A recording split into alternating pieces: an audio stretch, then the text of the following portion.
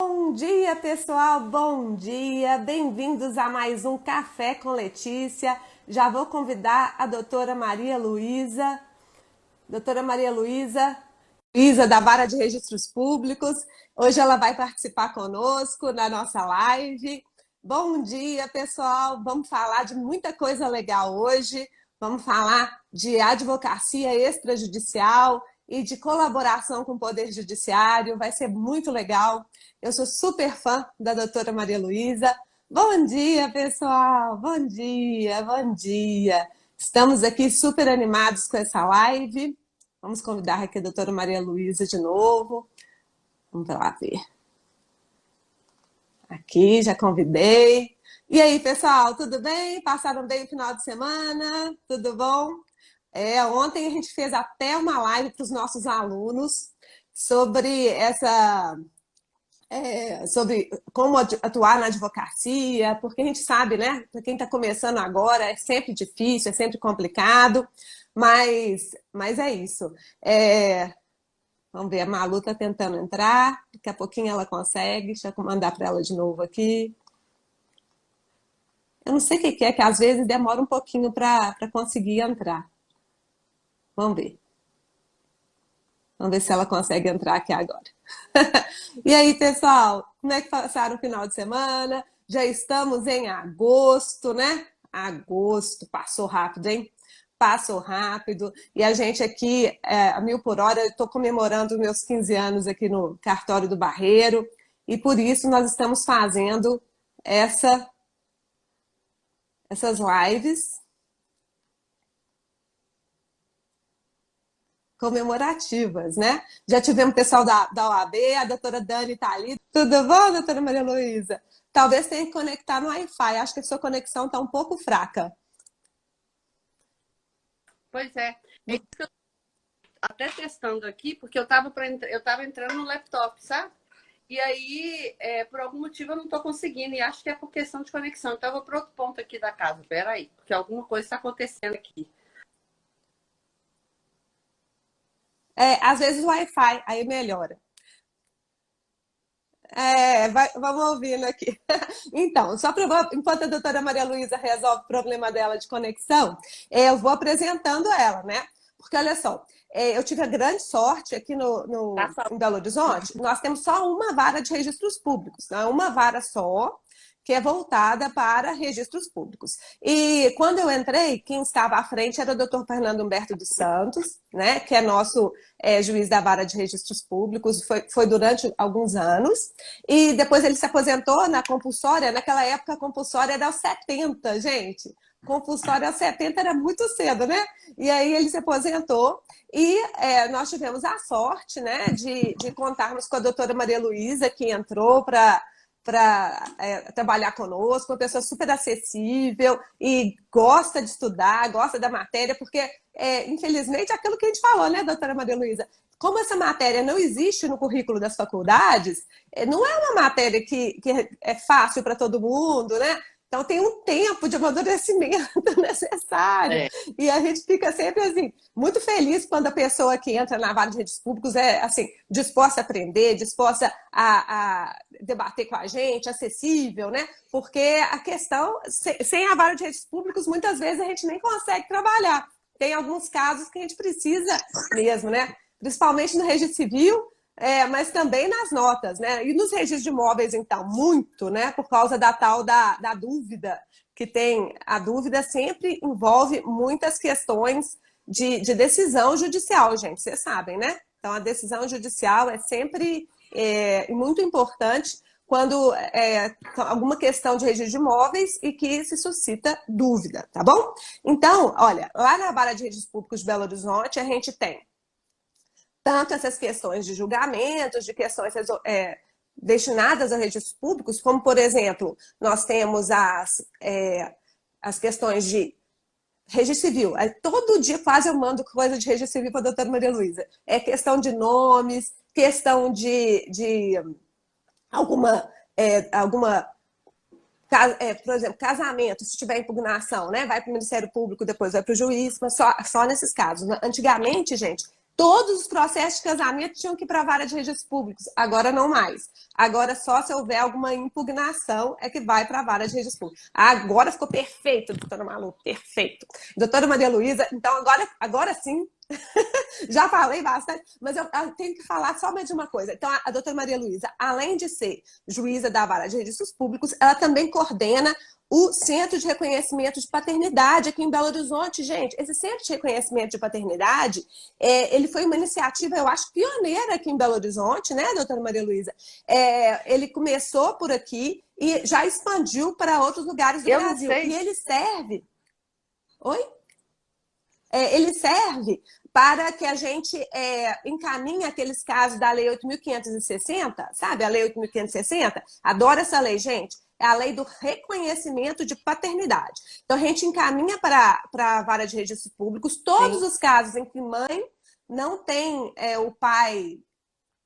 O pai não comparece, né, no registro de nascimento, então a gente faz o registro apenas em nome da mãe. Eu vou convidar de novo a doutora Maria Luísa aqui.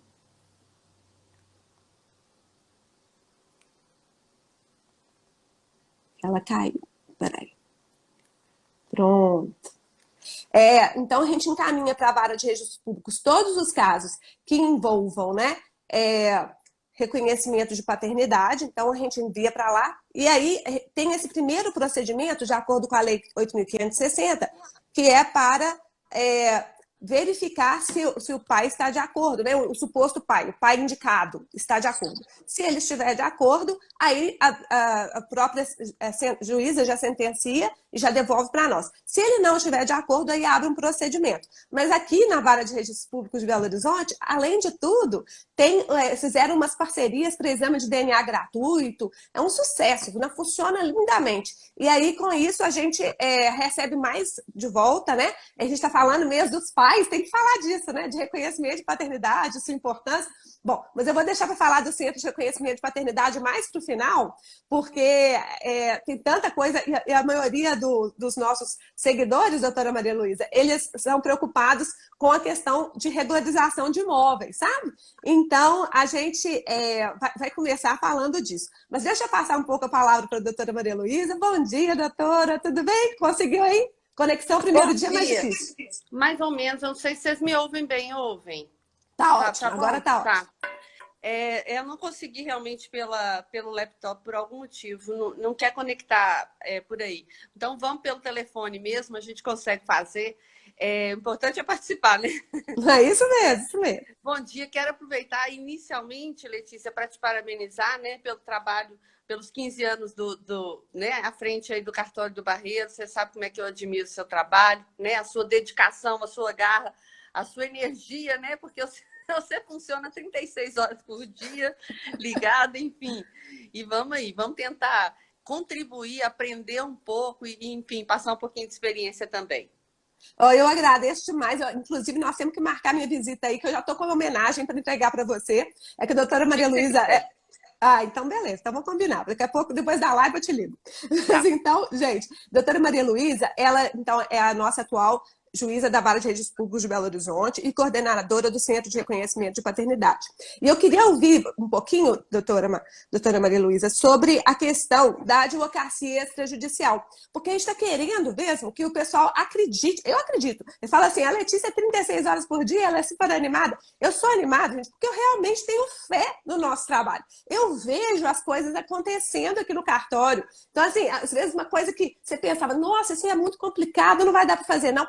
Dá para fazer, e cada vez mais, né, doutora Maria Luísa? Então, eu queria saber o que a senhora acha, o que a senhora entende sobre essa questão da competência, né, dos registros públicos e também das notas para colaborar com o Poder Judiciário, para desafogar o Poder Judiciário, que a gente sabe que é super complicado. Mas vamos entender, então, primeiro, qual que é a competência da Vara de Registros Públicos? Bom, a Vara de Registros Públicos, a princípio, né, era a vara em que tramitava toda a matéria atinente à Lei de Registro Público. Ponto. Há 10 anos atrás, né, foi em 2011 isso, o tribunal, na minha visão e de muitos, né, inclusive de vocês aí de cartório, porque sabem o quanto que comprometeu todo o resto, entendendo que a vara tramitava com pouco processo, porque os processos relativos a registro público, em sua maioria, são de jurisdição voluntária, né? Então, são processos, na maioria das vezes, mais simples mesmo, resolveu aumentar a competência da vara de registros públicos aqui, né, de Belo Horizonte. E, com isso, então, trouxe para nós também as ações de uso capião. Então, todas as ações de uso capião da capital tramitam também desde 2011 lá na Vara de Registros Públicos. Então, a nossa competência é hoje bem estendida. Pois é, eu sei como é que é, porque quando era antigamente, quando entrei, já tô ficando velha. Quando eu entrei, era realmente só a matéria de registros públicos, não contemplava o uso capião. Quando teve essa remessa para a vara, daquela quantidade louca de uso capião, né? De todos os processos de uso capião que estavam em todas as demais varas, realmente a gente sabe que foi um peso muito grande, né? Não, é o caos, né? Pois é. Bom, só para a gente ter uma ideia, qual que é o número de processos atualmente em curso, mais ou menos, né, na vara de registros públicos? 9 mil e alguma coisa, né? 9 mil e poucas ações. Quando eu entrei, há 7 anos atrás, a vara tinha 22 mil processos. A gente fez vamos dizer assim, uma operação mesmo para fazer uma faxina, porque principalmente as ações de uso capião, as que vieram redistribuídas de outras varas. Imagina, 36 varas cíveis, cada juiz tramitando com o processo de uma forma, porque a gente sabe que, em termos de uso capião, a legislação não tem um procedimento próprio. Então, cada juiz tramitava de um jeito. Então, assim, muitos colocavam aquele despachão no início do processo, sendo que nas ações de uso capião a gente tem uma dificuldade enorme, porque se você tramitar com o processo, até consegue. Você bota ele lá, CITES, quem que a parte indicou, e vai indo, no final você faz sentença. Depois a parte não registra, isso deságua, volta na vara de registro, tudo em forma de dúvida, porque você não conferiu, às vezes o polo passivo não estava estabilizado, o dono do imóvel não era aquele, tinha outro, enfim, juntam muito documento errado, sabe? Então, assim, essa questão dos campeões, a gente fez uma triagem muito grande, tinha muito processo parado, advogados, às vezes, que têm dificuldade mesmo de lidar com a ação do campeão por causa dessa questão documental de cartório, que eu acho que é a parte mais complicada, às vezes, para eles. E aí a gente extinguiu muito processo, enfim, limpou o que pôde limpar. Então, hoje, o nosso cenário é esse. A gente tem em torno de 4.500 processos de uso capião e também temos a outra metade, que é a metade de registro. A gente tem mais ou menos esse acervo dividido. Nossa Senhora, 4.500 ações de uso campeão, fora todas as que a gente está tentando evitar que cheguem no judiciário, né, doutora Maria Luísa? A gente está sempre tentando ajudar aqui em Belo Horizonte, eu atuo muito na uso campeão, e aí quase, espero que a maioria não tenha que passar pela doutora Maria Luísa em procedimento de dúvida, né? A gente tenta fazer a coisa bem sólida, para que o registrador se sinta confortável com isso, né? Mas ainda tem alguns pontos no provimento 65 que me incomodam. Um deles é aquele que a gente tem que depois debater mais, que é a questão de posses muito antigas, igual tem lá no Barreiro. Quer dizer, posse antiga, a pessoa devia estar tranquila com a posse antiga, né? Já estou lá há 50 anos, sucesso, né? E às vezes é a mesma pessoa, doutora Maria Luísa, a mesma pessoa já está lá há 50 anos. Aí o que acontece? Mas quando a gente vai pedir a matrícula, não tem matrícula para aquele imóvel, né? Sim. Só tem para fazenda. Aí a fazenda era dos brochados.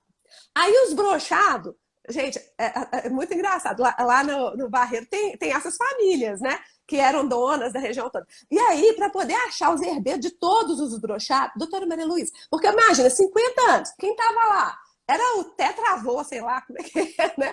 Até chegar hoje. Aí a pessoa tem prova robusta, ela tem PTU em nome dela, ela tem água, luz, telefone, ela tem tudo que você pensar, né? Prova da construção, às vezes, sei lá, tem tudo. E aí, na hora que chega no registro de imóveis, eles me falam assim, você vai ter que achar todos os herdeiros. Gente, não tem condição de achar, porque até travou. Aí como é que eu vou achar todos os herdeiros? Então, isso é um problema. Eu acho que são caminhos que a gente precisa de trilhar, às vezes, não sei se... Eu acho que talvez através da corregedoria, né, e o Código de Normas, achar uma saída para isso. A gente tem buscado essa saída judicialmente, a gente tem muita ação do escapião agarrada por esse mesmo problema, que é o problema de herdeiros, de herdeiros e de herdeiros que vão se desdobrando, né?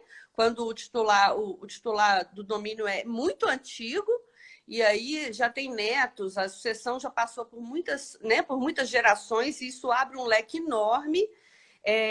Mas a gente tem avançado nisso e tentado, assim, a gente fica pensando, vamos esperar a construção disso para ver o que dá lá na frente, porque é sempre um cuidado muito grande, porque você pensa sempre em nulidade, em problemas que podem ter lá na frente, mas a gente tem pensado, assim, numa fórmula de, em alguns processos, às vezes a gente faz a questão com o administrador provisório, então a gente escolhe um dos herdeiros como administrador provisório e cita apenas aquele herdeiro, porque a bem da verdade, o que a gente sabe, primeiro, porque para esses grandes loteadores, né, os antigos, a gente tem vários processos iguais, né? E a gente sabe que em nenhum deles eles contestam, né? Então, assim, é realmente cumprir uma formalidade, citar aquele bando de herdeiros. Tem processo que você cita mais de 100, é aquele montão. Então, assim, isso para o extrajudicial se torna uma coisa absolutamente impossível, realmente, né? Para a parte conseguir.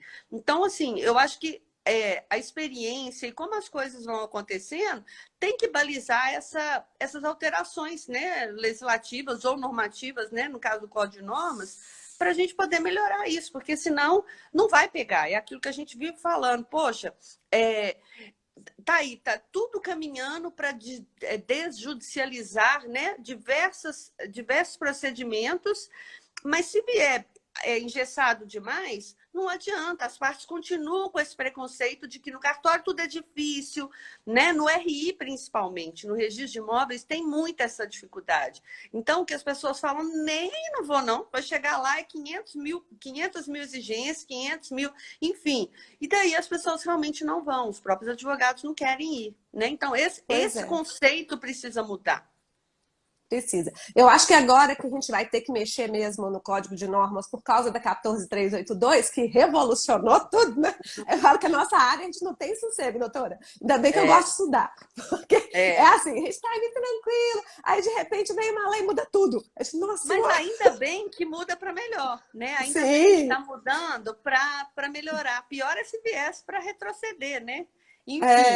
O que eu acho que agora, de qualquer forma, sim, eu estou em conversa com a Corregedoria e eles já me prometeram para muito breve, né, iniciar essa discussão e vão nos ouvir, né? Certamente vão colocar, não sei se você ou quem, né, dos cartórios, mas certamente vão trazer também para essa discussão, porque eu disse para eles, olha, aproveita que vamos mexer e vamos mexer em tudo que precisa mexer. Mas tem que ouvir a gente que está do lado de cá, porque nós é que operamos a lei no dia a dia. Nós é que sabemos onde é que estão os problemas, né? Isso. Então, assim, por exemplo, a questão da cremação, assim, é meu pedido urgente para eles. Eu preciso de uma regulamentação da Corregedoria em termos da questão da cremação. Isso afeta todos nós diariamente. A pessoa vai no seu cartório, precisa de fazer um registro de óbito, uma guia de cremação, você não tem como dar.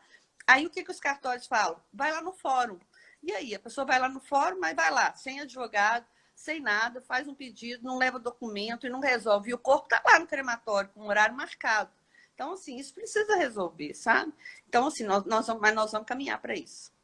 Nossa, mas olha só, isso é importante que a doutora Maria Luísa falou. Gente, olha só, a vara envolve tudo quanto é questão. Então, questão de dúvida, questão de uso campeão. E essas questões que não podem esperar. E aí, essas questões que não podem esperar e que não tem regulamentação, trava tudo. E tá certo, que lá no cartório também.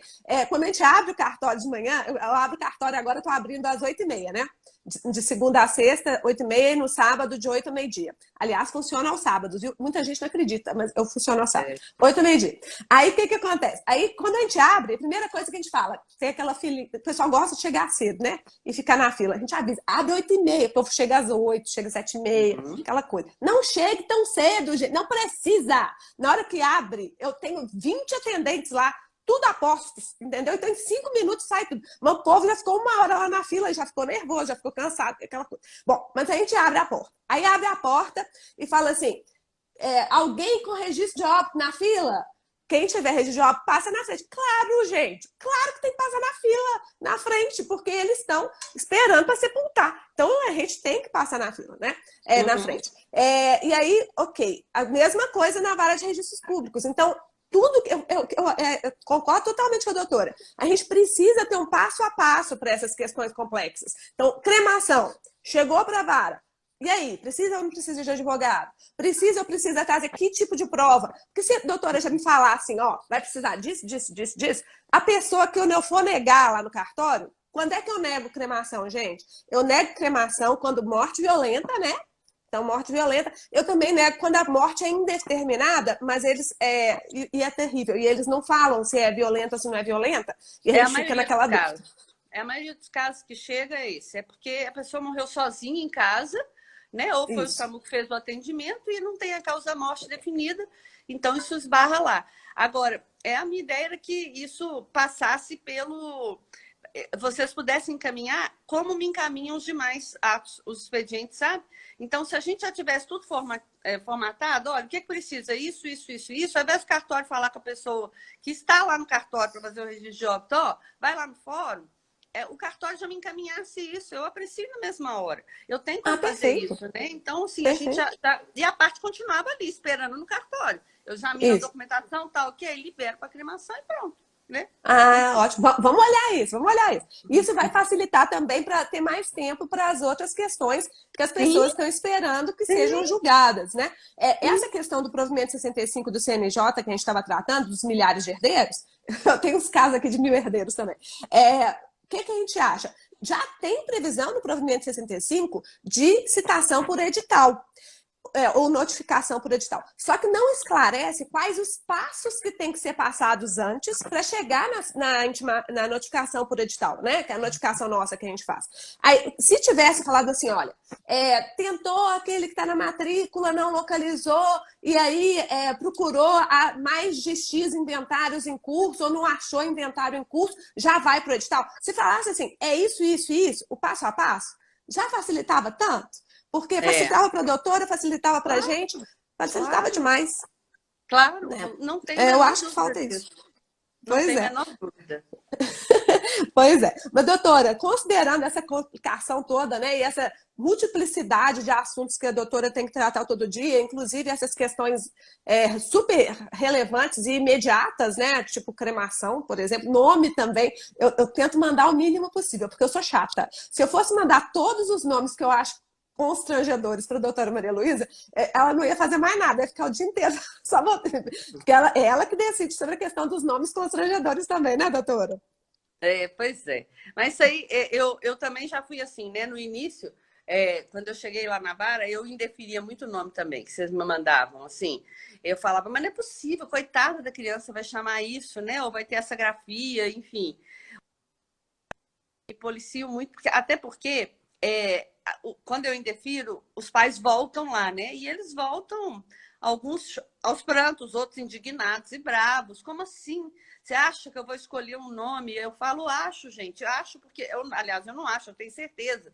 Porque, na verdade, o adulto volta depois para mim, né? A retificação de registro do adulto que teve o nome feio, ele deságua lá também, né? Então, é a pessoa que fala, eu sofri uma vida inteira de bullying com esse nome. Então, é por isso que eu tenho certeza que a gente tem realmente que fazer esse filtro. Mas, muitas vezes, eram nomes que, assim, para a gente soa constrangedor, assim, às vezes determinada escolha, não sei, aqueles nomes muito cheios de coisa, mas, assim, aquilo, sabe? Eu tenho colegas que falam assim, não, mas tem pessoas que têm orgulho de um nome assim, né? Diferente, vamos dizer assim. Enfim, então eu hoje, assim, realmente tenho ido muito por esse lado. Até por essa última flexibilização, eu disse assim, agora então para adulto, porque olha para você ver, se a gente pegar essa alteração legislativa agora, se o cara chegar lá no cartório e quiser alterar o nome, se eu chegar lá e quiser alterar meu nome de Maria Luísa para Lua, qualquer coisa, imagina uma coisa assim, absolutamente esdrúxula, né? Que você vai ter que deixar, porque que filtro que você vai poder fazer?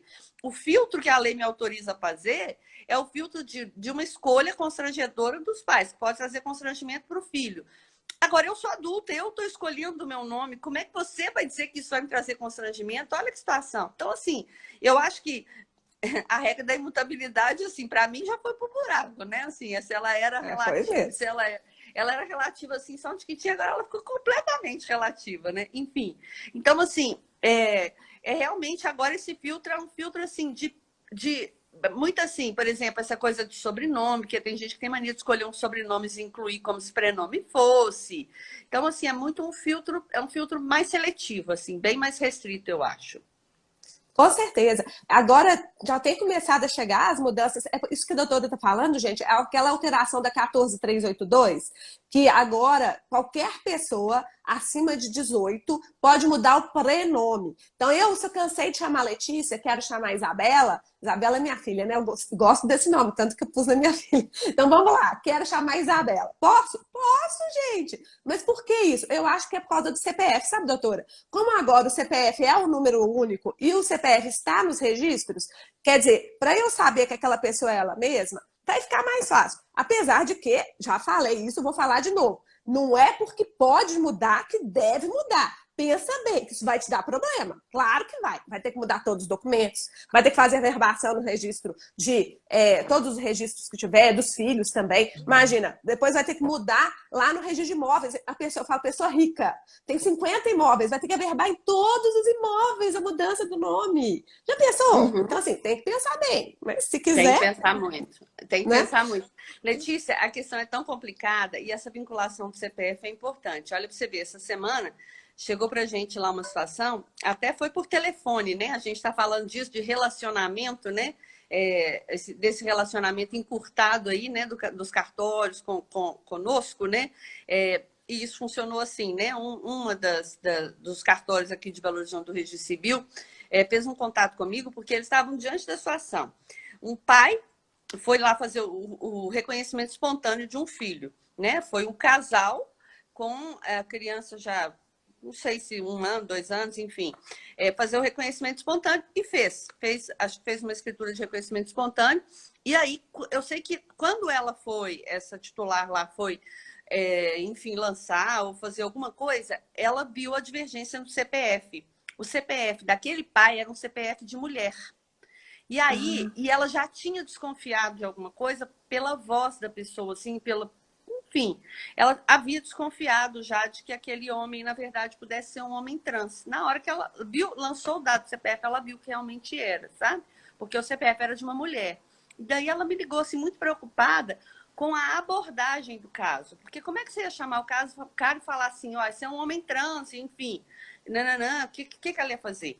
Então, eu disse, olha, faz o seguinte, você não vai precisar de falar isso para ele. Você vai chegar para ele, você vai dizer, olha, eu preciso de vocês para a gente fazer uma conferência de dados aqui, porque eu acho que eu devo ter anotado o CPF errado, enfim, devo ter cometido algum erro, porque quando eu lancei no sistema, o CPF está aparecendo como sendo de outra pessoa. Eu conheço os transgêneros muito bem, na mesma hora ele vai dizer, ele vai falar, não, é de outra pessoa, não, é meu mesmo, é porque eu sou trans, Paraná. E aí, então, você vai dizer, olha, se o senhor é um homem trans, o senhor não poderia fazer um reconhecimento biológico. Esse reconhecimento, então, é socioafetivo e não pode ser por aqui. E aí você conserta a história toda, pronto. Mas eu Adorei, falo assim, perfeito. Né? Perfeito. Essa divergência de nome, então, assim, tem hora que você tem que acertar de outro jeito, não vai de um, vai de outro, né? É isso aí. Porque, gente, sócio afetivo a gente pode fazer também, mas a gente só pode fazer lá no cartório nos termos do provimento 63 do CNJ. E aí, demanda, entrevista e tudo mais. E é só para maior de 12 anos. Criança maior de 12. Criança com menos de 12 é um procedimento judicial. É na vara de família, né, doutora? Sim, vara de família. Na vara de família, tá bem? Então, não é na registros públicos, é na vara de família. Tá bom. Mas, bom, então, considerando isso tudo, doutora, só para a gente ter uma ideia, qual o tempo médio que leva para ser... Eu sei que é difícil dizer isso, porque vai depender muito da situação, né? Mas tem um tempo médio para sentenciar, no caso, por exemplo, de uma dúvida, ou no caso de uma usucapião? Vamos pensar nesses dois processos, desse tipo. Usucapião absolutamente aberto. Absolutamente aberto. Na verdade, por exemplo, se eu tenho relatórios de corregedoria que pegam tempo de tramitação médio de processo. O tempo de tramitação médio de processo da vara de registro público aqui de Belo Horizonte é rápido. Mas é rápido, por exemplo, se eu pensar assim, talvez 6 meses. Mas por que dá esse tempo médio? Porque tem ações, principalmente, por exemplo, agora que vocês me mandam para o PJE, cumpra-se e tal, e que eu faço tudo no mesmo dia, isso acaba compensando com as que demoram 20 anos, que são as justo campeão. Então, faz o tempo médio ser absolutamente real, né? Mas se eu pegar individualmente, é muito, mas é muito relativo.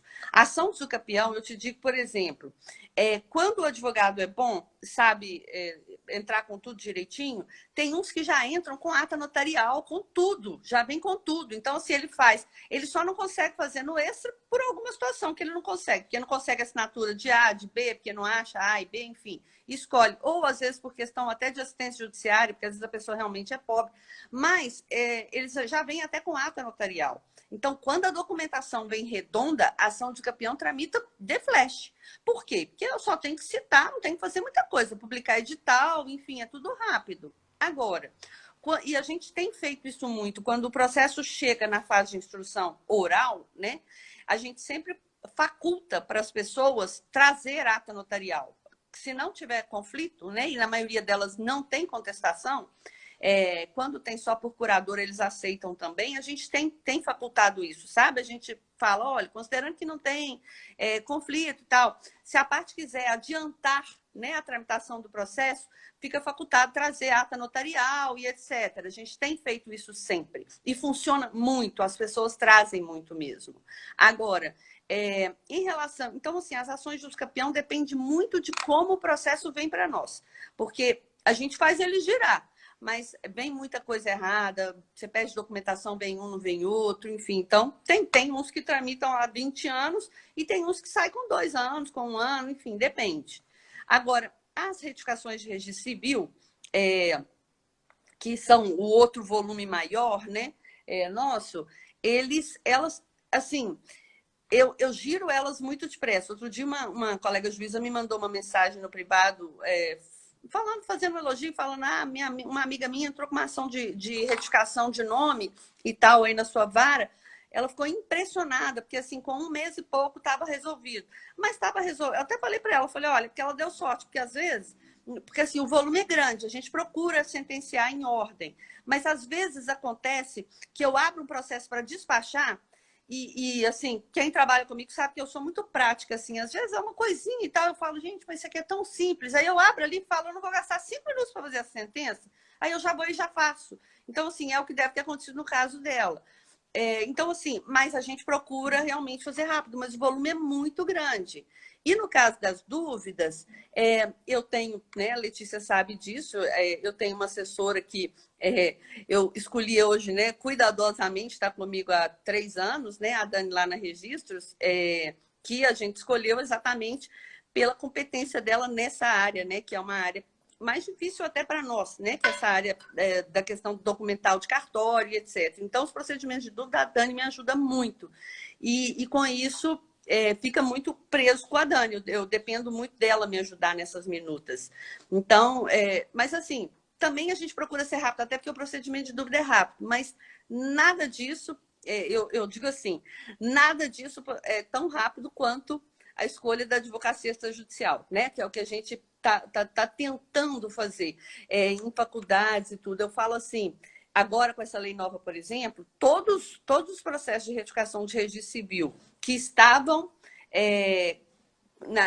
vamos dizer, com pedidos que a lei nova contemplou, a gente voltou, né? Então, a gente abriu, a gente facultou que a parte caminhasse para o extrajudicial. A gente disse, olha, tendo em vista recente, né, promulgação da lei nananã, diga a parte, lananá, e mandou, inclusive, justificar por que não a escolha do extrajudicial. Alguns simplesmente voltaram e disseram assim, insisto na tramitação do processo, alguma coisa assim. Aí a estagiária falou para mim assim, doutora, a parte não justificou. Eu falei, então, vamos mandá-la justificar. Porque o caminho do extrajudicial não foi escolhido à toa. Então, assim, a impressão que eu tenho é que, às vezes, o advogado pensa assim, mas se meu cliente for para o extrajudicial, eu não vou ganhar os meus honorários. Vai, por que não? A advocacia extrajudicial também tem o seu preço. Então, auxilia o seu cliente no extrajudicial, não precisa ser judicial. né? Então, se você tem um caminho facilitado, por que não a escolha desse caminho? Por que, né, entupir o judiciário de processos naquilo que você pode fazer por outro caminho? Então, isso não faz muito sentido, sabe? Enfim, Não, então é o essa tal do questão do sistema tempo... justiça multiportas, né? A gente fala muito É. disso, sistema, justiça multiportas, desjudicialização. Para Sim, quê, gente? Outro dia até o ministro do Supremo estava falando, né? Que o advogado do futuro é aquele que vai conseguir resolver o problema sem propor uma ação judicial. E é sim, isso mesmo, né? Tem que saber os caminhos, né, doutora? com certeza, com É. certeza. Só posso pontuar uma coisa que a doutora falou. Na verdade, duas coisas. A primeira coisa é que ela falou a questão do uso da ata notarial quando não existe controvérsia, né? Então, já teve, por exemplo, na uso capião, né? Já teve a propositura da uso capião, não houve contestação, que acho que a grande maioria dos casos não tem mesmo. Então, para substituir as audiências, é utilizada a ata notarial de uso capião. Gente, só uma coisinha que eu gosto de pontuar. Não existe previsão para gratuidade para ata notarial. E nem pode ter, gente, porque a ata notarial é muito trabalhosa. E aqui em Minas já é muito barata, doutora Maria Luísa. É barato É, demais. A gente está falando de R$ 200. Aqui, pro tempo que demora para a gente fazer, ela é barata demais. É mais ou menos R$ 200. É um pouco mais barato do que 200, entendeu? Mas, enfim, é muito em conta. E dá para fazer, e substitui com essa questão dessa audiência que a gente vai ouvir, né? A gente vai ouvir o requerente, vai ouvir testemunhas e tudo mais, né? Ouve essas pessoas, e aí depois a gente caminha para a vara. E com isso substitui, né? A doutora tem substituído as audiências quando não tem controvérsia, não é isso? exatamente. Se a pessoa entra com a ata notarial, aí eu não passo, não entra na pauta de audiência, né? Lá a registro, eu fiquei afastada da registro 3 anos, né? Então, eu fiquei 2 anos na turma recursal e ano passado eu tinha removido para a vara de família, mas foi uma remoção que, enfim, junto com outros diversos provimentos do tribunal, caiu numa situação lá do STF, então eu fiquei acumulando registros com a segunda de família, mas eu fiquei atuando diretamente na segunda vara de família. Então, acabou que a vara de registro ficou praticamente 3 anos quase sem fazer audiência. Então, tem uma tonelada de processos para incluir em pauta de audiência. A gente está retomando a pauta agora, pegando os processos com prioridade, né, e colocando eles na frente. Então, assim, é um ganho em termos de tempo para as pessoas, né? Se elas podem fazer. Eu entendo, tem muitas pessoas que estão pela defensoria, são pessoas... Você vê até pelo próprio imóvel, né? Eu, para conceder assistente judiciário, o povo fica bravo comigo, sabe, Letícia? Porque... E devem ter advogados ouvindo aí, né? Assim, eu tenho muito critério de... a Dani morre de rir, porque eu entro no Google Maps, eu investigo a rede social da pessoa e tal. Então, eu olho isso muito. Esses dias, um lá... ele tinha conseguido assistência judiciária no início do processo, mas durante a ação do campeão inteira, ele pagou custas, ele foi pagando emolumentos, ele foi pagando. Tinha citação, acho que a Secretaria deve ter publicado para ele recolher, né, para citação, e ele ia recolhendo. Então, ele acabou praticando atos incompatíveis com quem estava sob assistência judiciária.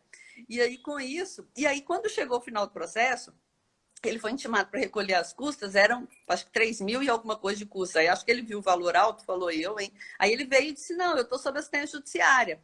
Aí eu falei, bom, vamos ver como é que a gente sai disso, né? Porque tinha realmente a concessão da assistência judiciária. Eu falei, deixa eu dar uma espiada nesse imóvel. Na hora que eu espiei o imóvel, é uma mansão a casa da pessoa, sabe?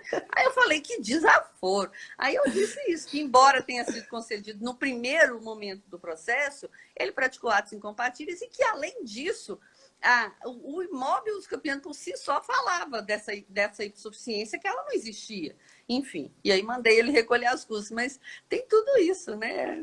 Não, tem demais. É porque eu falo que no Brasil, gente, é por isso que a gente tem que ser rigoroso com a justiça gratuita. Porque senão a gente não consegue atender aquele que precisa. Porque tem um limite, né, doutora? Tem um limite. Tem a questão, a gente que é extrajudicial tem a sustentabilidade. A gente vive dos emolumentos que a gente recebe, né? E aí, às vezes, a pessoa não tem vergonha de falar. Às vezes, uma mansão de R$ 1 milhão, a pessoa vai lá e pede justiça gratuita. A gente, pelo amor de Deus, Pelo amor de Deus, é porque ninguém merece. Aí a gente, bom, para uso capião aqui, a gente já indefere de vez porque não tem previsão, né? Para ata notarial de uso capião não tem previsão.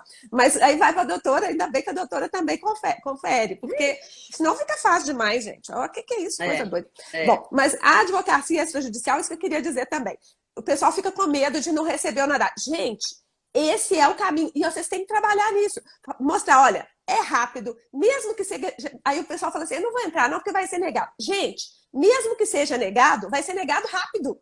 Entendeu? Aí negou rápido. Aí você já tem a pendência lá, qual que é o óbice. Por que que não pode praticar esse ato? E aí você entra na justiça já mostrando qual que foi o óbice. Pronto. Não facilita para a doutora? Sim, e eu sempre disse isso em todas as oportunidades que eu pude dizer que eu, pelo menos eu, né, eu entendo assim, que aquilo que se praticou no extrajudicial pode ser aproveitado no judicial. Né? A gente falava isso muito na época que os campeões extrajudicial surgiu, né? E a gente falava sobre isso, eu dizia assim, gente, tenta pelo menos, se não der certo, aquilo que você já construiu no extra, você leva para o judicial e isso vai ser aproveitado, a gente não vai precisar fazer outra vez. Então, tem tudo isso, né? Claro que aquilo que a gente puder aproveitar lá, a gente vai aproveitar, vamos repetir atos para quê? Né? Então, eu acho que sim, eu acho que é o caminho, né? Perfeito, isso mesmo. Bom, além da ata notarial, que a gente é super fã, eu sou fã, a doutora Maria Luísa, logo que começou a advocar a uso campião extrajudicial, ela deu diversos despachos, né? Falando, verifique se é o caso de ir para o extrajudicial. E muitas pessoas vieram, né, doutora? Muitas pessoas vieram. Mas, além da ata notarial, tem diversas outras questões, né, diversos outros atos que poderiam já ter vindo para nós e que, às vezes, o pessoal não vem porque desconhece. Um desses que eu gosto de falar é da carta de sentença, que já fiz diversos, né? Diversas cartas de sentença e cada vez mais a gente tem feito, viu, gente? Carta de arrematação, porque tem muita gente que assiste a gente aqui, doutora Maria Luísa, que mexe com leilão. Leilão tá na moda. Leilão tá na moda. Então aí o povo mexe com leilão. E às vezes as cartas de arrematação demoram, porque no processo não trata só do leilão. Trata do leilão e trata do pagamento da dívida daquela pessoa que entrou com a ação. Então, às vezes, já acabou o leilão, já resolveu tudo do leilão, tá tudo resolvido, mas aí entra uma impugnação de alguma coisa da pessoa lá, e aí o leilão fica parado. Mas não é problema, culpa do juiz, gente, é porque é o seguinte, realmente tem essa outra questão lá, e ele tem que julgar essa outra questão, né? E aí, às vezes, chega para mim a carta e já teve, acabou o leilão, já passou o prazo, já é tudo certo, mas já tem mais de 6 meses e aí está discutindo outras questões lá no processo, sabe? Então, a gente tem feito muita carta de arrematação e tem dado registro rapidinho, gente. É o que eu falo com a doutora. No extra, essa celeridade, né, ela acontece porque não é ato controverso, não é ato em que a Lídia chega para a gente resolver aquela questão pontual. Ao contrário da vara de registros públicos, que tem milhares de questões que envolvem lide também, né? E aí essas que envolvem lide não tem muito jeito ainda de vir para a gente, a não ser que a gente chegue uma hora na mediação. Tô doida para vir, doutora, mas por enquanto ainda não veio aqui em Minas, né? Sobre essa questão, só dizer o seguinte, hoje, né, cada vez mais a gente tem a tendência de, nas sentenças, dar à sentença força de mandado, exatamente para evitar esse segundo momento. Mas a gente sabe que tem N situações em que não é só a sentença, né? Você precisa de outras peças processuais. E aí, igual, vamos citar aqui, né, a questão da partilha, né, do divórcio, etc. E aí uma fila enorme, realmente. Imagina varas de sucessões e varas de família. Então, às vezes a pessoa conseguiu o divórcio, está com a partilha, precisa de registrar o formal, mas a vara de família tem uma fila para tirar esses formais, né? Então, às vezes a pessoa fica ali meses para esperar um documento que realmente, se ela partisse para o extra, ela conseguiria, né, em tempo muito curto. Então, é realmente uma outra, né? São outras possibilidades que, né, a legislação trouxe e que muitas vezes as pessoas não sabem aproveitar. Pois é, por isso que eu falo, estou falando sempre. Olha, agora só para falar um pouquinho sobre a sentença com força de mandado, que eu acho perfeito, resolve, celeridade, eficiência, né? Porque a sentença passou, o trânsito julgado, beleza, já expede. Agora, isso que é importante dizer, porque às vezes, como a doutora Maria Luísa está aqui, às vezes tem juiz da vara de família nos assistindo, né? Ou alguém que trabalha em vara de família. preocupar, gente, quando fizer sentença com força de mandado em divórcio, lembrar de colocar o trânsito em Colocar o que tem. julgado. Porque às vezes o pessoal não manda pra gente o trânsito julgado e a gente tem que fazer notas de devolução. Eu detesto fazer nota de devolução, doutora, porque eu sei que o juiz também vai detestar receber ela lá. Mas como é que eu faço? Porque para divórcio está previsto no nosso Código de Normas que eu tenho que constar a data do trânsito em julgado, entendeu? Aí vem a sentença com força de mandado. E não vem e fala assim, transitado em julgado, transitado em julgado... Cumpra-se servida a presente sentença como mandado. Isso. Aí, ok. Mas... E cadê o trânsito? Entendeu? E às pois vezes é complicado. É a mesma coisa quando homologa o acordo e não manda o acordo. Porque se você não manda o acordo, como é que você vai saber se mudou de nome e se partilhou bens? Se você colocar. Como é que faz? Né? Então, pois ainda tá bom que você manda com nota devolutiva. O problema são os que me mandam para o Cumpra-se sem fazer nota devolutiva. Aí eu que tenho que fazer esse filtro. Aí toda hora eu faço assim, cumpra-se desde que apresentada, né, o trânsito em julgado, cumpra-se desde que, e aí segue assim. Pois é, mas olha, pior é quando eu tenho que mandar para você, porque o pessoal pede para você citar dúvida. Você acredita? Eu falei assim, gente, eu só tô falando que eu preciso do trânsito julgado. Aí a pessoa, não me conformo. Gente, advogado, se a gente não está cumprindo o ato, eu gosto de dizer isso porque o povo não entende. Se eu não estou cumprindo o ato, isso é ruim para mim, é péssimo para mim. Por que é péssimo para mim? Eu falo isso. Eu não estou recebendo nada para não cumprir. Eu estou doida para poder cumprir. Eu falo isso, sabe? Eu falo assim, gente, cartório não deixa de cumprir determinado ato à toa, né? Porque eles são fiscalizados e etc. Cada ato que eles cumprem é dinheiro que entra para o cartório. Então, eles não vão deixar de cumprir porque eles não querem. É porque realmente tem alguma coisa que impede de cumprir, né? Então, muitas vezes, o caminho mais fácil é tentar resolver aquilo que está lá. Né? Claro, se for uma situação impossível, enfim, no registro de imóveis é muito comum, né? Hoje, principalmente, que tem alguns cartórios com essa situação provisória aí, eu percebo uma insegurança muito grande. Isso está trazendo um pouquinho de dificuldade para a gente, porque tem muita dúvida sendo suscitada que não precisava estar chegando lá, sabe? E assim, é uma dúvida muito mais com formato de buscar uma segurança para praticar aquele ato. Então, assim, quer saber? Eu vou buscar uma segurança para isso aqui, porque aí para os próximos eu já estou amparado, eu já tenho uma decisão judicial. Só que não deveria ser assim, né? Porque isso realmente nos traz uma grande sobrecarga, né? Enfim, eu acho que o oficial tinha que estar preparado para, né, para ele mesmo fazer as interpretações e assumir o que ele tiver que fazer. Quem gosta de falar isso é o doutor José Celso, que é muito meu amigo também, registrador de imóveis, e ele diz o seguinte, que tem que ter o princípio da coragem. Princípio da coragem.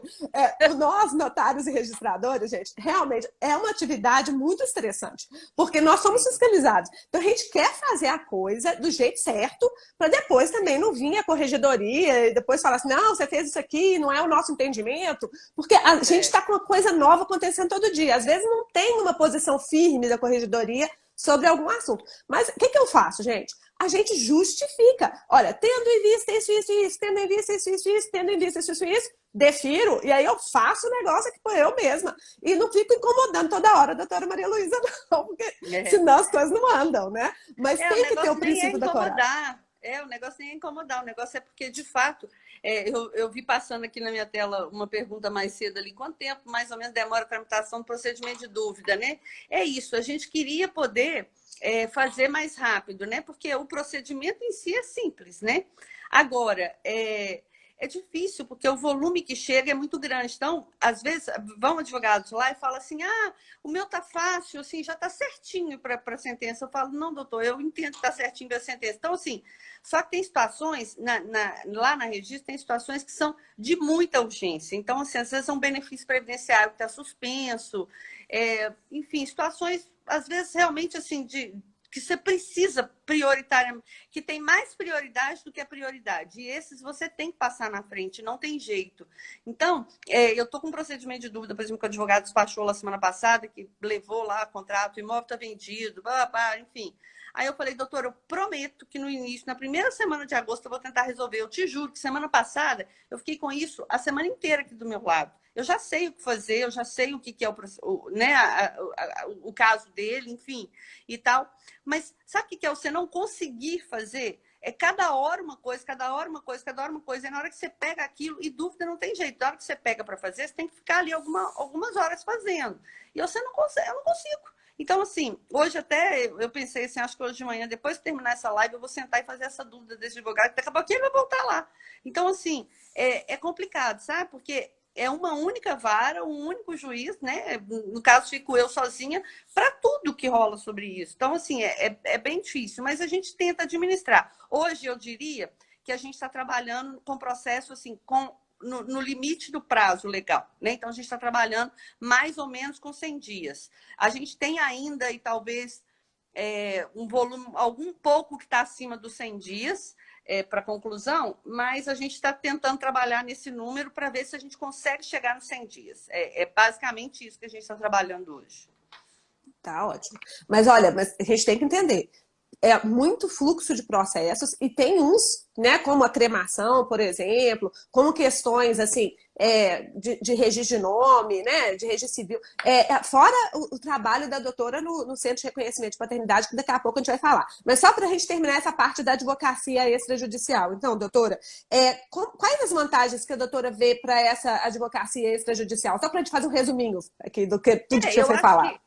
Eu acho que, primeiro, celeridade, né? Eu acho que celeridade, sim, porque não tem jeito, no judicial sempre vai ser mais lento, exatamente por esse filtro. Se a gente vai falando em termos de registro público ou de uso capião, é uma única vara em Belo Horizonte onde tramita tudo, né? Então, enfim, não tem jeito. Esse gargalo é enorme, né? Então, eu acho que celeridade. Eu acho que custo até tudo bem, se a pessoa pode pagar. Se a pessoa depende de assistente judiciário, talvez ela realmente não tenha como fazer pelo extrajudicial. Mas se não, se ela está com um advogado constituído e ela puder caminhar por esse caminho, e também, terceiro, é isso, é você contribuir para essa mentalidade, né? Porque é uma mentalidade hoje. Precisa dos advogados saírem da faculdade com essa mentalidade que hoje muita coisa se resolve pelo extrajudicial e não pelo caminho do litígio, do processo, né? Muita coisa você consegue resolver sem isso. Então, acho que é por aí. Eu também concordo, gente. É o que eu falei, vou falar de novo. Modernidade, até né? para negar, moderno, né? Pois é. Até para negar é rápido, entendeu? Então, você vale a pena sempre tentar na via extrajudicial primeiro. Tenta lá, né? E outra coisa, essa questão do custo, dependendo, claro, tem atos com conteúdo financeiro e atos sem conteúdo financeiro. Os atos com conteúdo financeiro, eles vão levar em conta o valor, por exemplo, uma ata notarial de uso capião, leva em conta o valor do imóvel. Se o imóvel é um valor muito baixinho, né? Um imóvel muito simplesinho, não vai custar caro. Né? Agora, se for um imóvel de um valor mais considerável, aí o valor aí fica mais alto mesmo. Mas a gente supõe que a pessoa que ocupa um imóvel de um valor muito considerável, ela deve ter condições de pagar a ata notarial. E mesmo assim, gente, aqui em Minas, a nossa tabela de emolumentos, ela tem um teto, sabe? Não é igual São Paulo, que com 20 milhões o imóvel, aí tá lá, custa tanto. Aqui nós temos um teto, né? E passou daquele teto, não sobe mais, não. Então, sempre é viável de resolver. Até é um pouco injusto, eu acho que podia melhorar um pouquinho essa tabela, porque às vezes tem os imóveis de. Não, até chegou para mim uma uso campeão de um imóvel outro dia, sei lá, valia um valor assim enorme, sei lá, 50 milhões, um negócio doido. 50 milhões. Paga o mesmo tanto que a pessoa do imóvel de 6 milhões, entendeu? Nem é muito justo, né? Mas, enfim, era um imóvel enorme lá, mas coisa rara, gente. Aqui chegar para mim, imóvel de 50 milhões é coisa rara. A maioria é assim, 100 mil, 50 mil, 200 mil, assim, é o que acontece aqui. Mas esses também, né, dão resultado. E uma coisa boa, doutora Maria Luísa, é imóvel em nome de empresa que está processando muito rápido no registro de imóveis, porque aí não tem essa questão que a gente tem que resolver dos herdeiros, entendeu? A de empresa está bem tranquilo de resolver, sabe? Mas, bom, então essa advocacia extrajudicial está um sucesso. Para quem gosta de regularizar imóveis, né? Tem a retificação diária, que é direto no registro de imóveis, tem a uso-campeão extrajudicial, tem agora, quem quiser já dá cumprimento à sentença rapidinho, tem a carta de sentença, tem essa ata notarial para 1000 usos, né? Para provas. Até já usamos ata notarial uma vez, me procuraram para questão de nome, porque a doutora queria, a pessoa alegou que já usava esse nome há muitos anos, né? Hoje em dia não vai precisar mais. Tem processo de retificação que vem com ata notarial. Tem advogados que têm esse cuidado mesmo, né? Às vezes sabe que vai precisar da prova oral, né? Ou da prova testemunhal. Hoje, por exemplo, uma situação que ainda não pode ser resolvida diretamente no cartório, que é a exclusão de sobrenomes, né? Por exemplo. Então, tem aquelas pessoas que quer excluir o sobrenome do pai, porque nunca teve convivência, experimentos muito sofrimento, etc, etc. Tem muitas pessoas que trazem através de ata notarial. Então, assim, a ata notarial, porque aí eu não preciso, eu só vejo se a documentação do processo está correta e sentencio. Não tem muita coisa para fazer, né? Então, quando a pessoa já traz isso pronto, ganha um tempão em termos de tramitação do processo, não tenha dúvida. Então, tá bom. Então, gente, para terminar, eu tenho que falar, porque mês dos pais, né? A gente tem que falar rapidinho do Centro de Reconhecimento de Paternidade, doutora Maria Luísa. A senhora pode explicar para a gente, a doutora? Pode explicar? Vamos. Até a gente tem um mutirão agora. O último mutirão que a gente conseguiu fazer foi exatamente lá no Cartório do Barreiro, né, Letícia? Não, foi um sucesso. O espaço e tudo, porque a gente depende, né, de um espaço cedido pela comunidade para conseguir fazer os mutirões. A gente vai fazer um dia 30 de setembro lá na PUC do São Gabriel. É o nosso próximo agora pós-pandemia, né? Mas o Centro de Reconhecimento de Paternidade, né, para quem não conhece, e também é um caminho para essa extrajudicial, porque às vezes a pessoa entra por uma investigação de paternidade um processo que vai tramitar por ano, às vezes por anos, e a pessoa poderia ter resolvido isso lá pelo CRP, né? O Centro de Reconhecimento de Paternidade, para qualquer pessoa que não tenha o nome do pai ou da mãe no registro, mesmo que esse suposto pai seja falecido, esteja preso, a gente consegue resolver lá, né, disponibilizando esse DNA gratuito, enfim, de uma forma muito rápida, muito desburocratizada, né? É um procedimento, não depende de advogado, inclusive, a parte pode sozinha, mas tem situações em que a parte às vezes comparece com o advogado, mas é raro lá no CRP, mas pode sim. Né? Vamos imaginar, a parte procurou um advogado para entrar com uma ação de investigação de paternidade. Se ele conseguiu o consenso do genitor para a realização do DNA, nada impede que eles compareçam juntos lá. Sempre ajuda, né? Isso. Sim, sim. E assim, a pessoa chegando lá no CRP, o exame de DNA é agendado normalmente para dias depois, com resultado em 30 dias. Então, assim, às vezes em 60 dias a pessoa está com isso resolvido. Né? A escolha pelo judicial aí realmente enfim, é uma escolha errada, eu acho, na minha visão. E só uma coisa, Letícia, você perguntou sobre as vantagens da advocacia extrajudicial. Eu me lembrei aqui de uma coisa importante, que é a questão da segurança, eu acho, sabe? Porque como o ato final vai ser do registro, né? Se a gente vai falando em registro de imóveis, por exemplo, em regularização imobiliária, o ato final ele vai terminar lá no registro de imóveis. Então, é o que eu volto a dizer. Tem muita ação de usucapião que a pessoa terminou o processo, às vezes a ação tramitou por 10 anos. Ela está com o mandado de registro na mão e ela fica mais anos para conseguir registrar. Porque na hora que ela leva esse mandado lá no cartório, eles têm que conferir uma série de situações que às vezes o processo não contemplou. Né? Hoje a gente tem muito, e a Dani sabe disso, a gente tem recebido procedimento de dúvida por conta das benditas das indisponibilidades, né? Então, assim, isso aí, por exemplo, se isso passou batido no processo, isso é um outro problema que fica para frente. Então, a questão da segurança também é muito importante, porque se eu faço tudo no cartório, se eu conseguir, né, fazer a usucapião de forma extrajudicial, eu já estou fazendo diretamente no final, né? Vamos dizer assim. Então, tudo está sendo resolvido ali. Eu não tenho essa dificuldade. Então, tem uma segurança também que eu acho que é importante.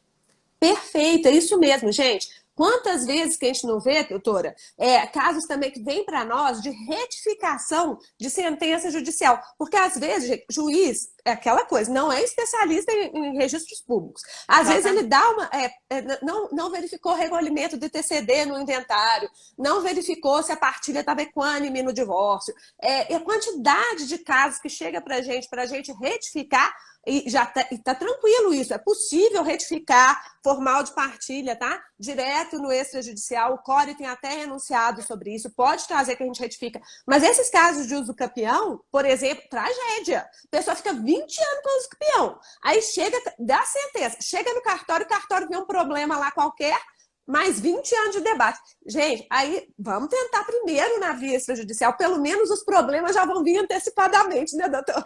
Fica mais fácil para o juiz julgar. E isso não acontece só no RI, não, no civil também, porque no civil, às vezes, chega para gente situações em que, é o que você está falando, às vezes até por não ter, vamos dizer, experiência mesmo nessa área, o juiz, às vezes, por exemplo, você vai fazer uma retificação de um nome de uma pessoa casada. E aí você esquece de mexer no registro de nascimento, ou vai fazer só faz um de nascimento, não faz de casamento. Aí o oficial mais atento, quando vai fazer, ele fala, peraí, mas eu preciso fazer no de lá primeiro, para o de cá fazer depois.